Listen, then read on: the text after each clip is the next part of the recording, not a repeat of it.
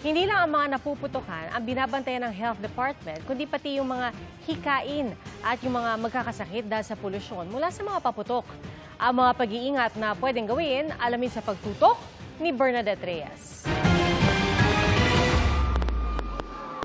Paglipas ng mga nagagandang fireworks display at iba pang pailaw at paputok ng bagong taon, makapal na usok ang bumabalot sa kapaligiran. Sa report ng Department of Environment and Natural Resources Environmental Management Bureau noong January 1, 2022, lumagpas sa safe standards ang air pollution level sa Marikina at Maynila. Ang usok mula sa mga paputok ang isa raw sa dahilan kaya halos taon-taon na lang nagkakasakit si Tertan kung kailan pa naman bagong taon.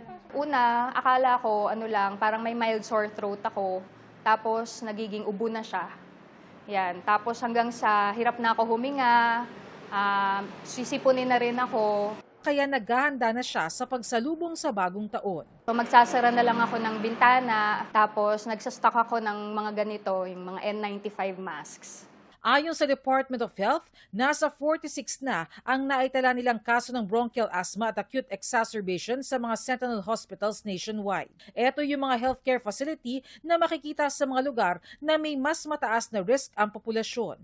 Sa ngayon raw, mababa pa ang bilang pero naghahanda ng DOH sa mas maraming kaso habang papalapit ang bagong taon. Meron tayong mga kapuso na tawagin na nating hyperreactive yung airways. Maaaring wala silang hika mismo, hindi sila diagnosed, pero madali silang magkaroon ng irritation, madaling ubuhin. Payo ng DOH ngayon pa lang magtabi na ng mga mask gaya nitong N95. Pwede rin kayong gumamit ng mga medical mask gaya nito, doblehin nyo lang.